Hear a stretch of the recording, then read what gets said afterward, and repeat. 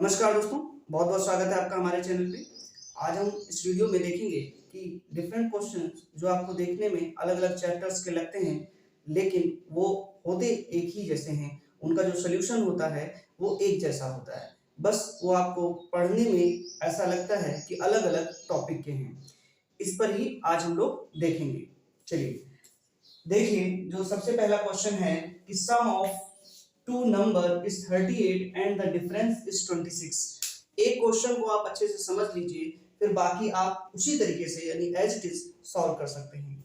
यानी कोई भी दो नंबर है, अब यार बात को ध्यान से समझिएगा कि कोई भी दो नंबर है, यानी कि कोई भी का मतलब हो गया आप उन दोनों के नंबर कुछ भी ले सकते हैं। यानी आप उनको वेरिएबल में लेते हैं, जैसे a प्लस बी। कोई भी मतलब a और b का मतलब है कि a की वैल्यू कुछ भी हो सकती है और b की वैल्यू कुछ भी हो सकती है। उनका इन दोनों का सम जो है वो क्या है, 38 है। And the difference is 26। Difference का मतलब होता है बड़े में से छोटा घटाना।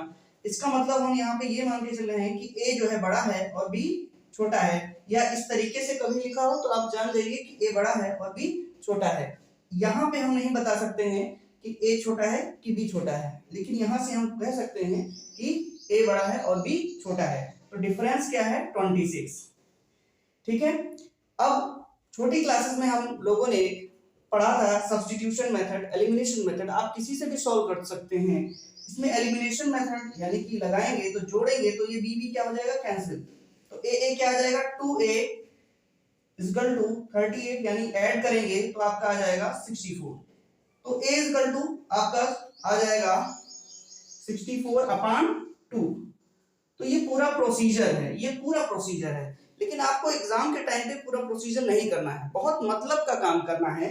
यानी यहाँ पे अगर हम देखें तो हमने क्या किया है, जो मेन क्वेश्चन है उसको हमने क्या किया है, 38 और 26 को क्या किया है, ऐड किया है, और फिर उसको क्या कर दिया है, 2 से डिवाइड कर दिया है, यानी कि हाफ कर दिया है।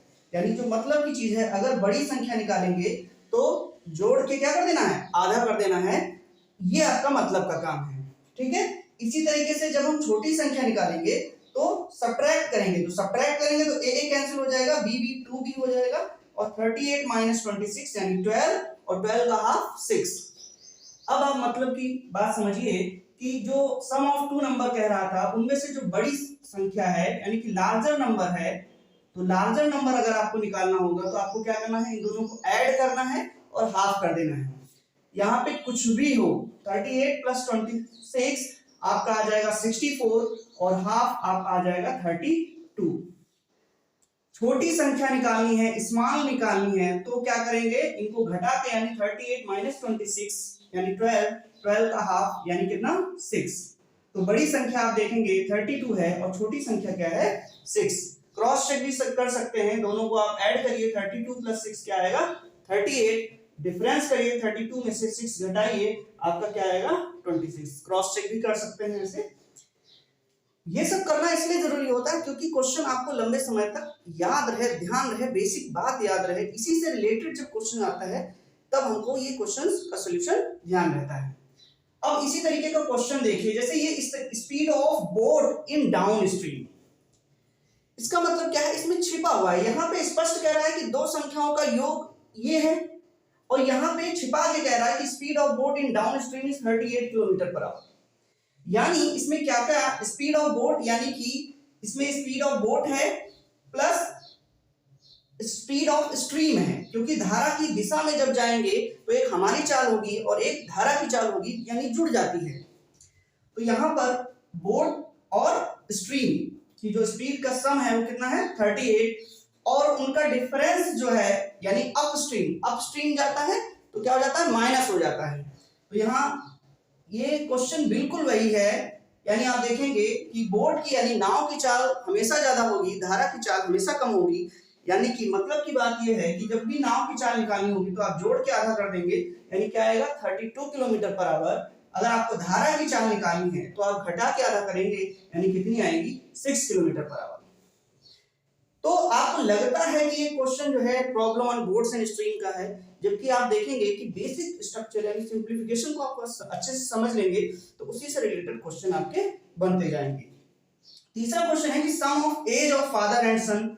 जहां पे मैंने आपसे कहा था ना, ए और बी हैं, कुछ भी हो सकता है। ए क्या है, फादर की एज, बी क्या है, सन की एज। फादर और सन की एज का जो सम है वो 38 है और डिफरेंस जो है वो 26 है, तो फादर की एज हमेशा ज्यादा होगी और सन की एज हमेशा कम होगी।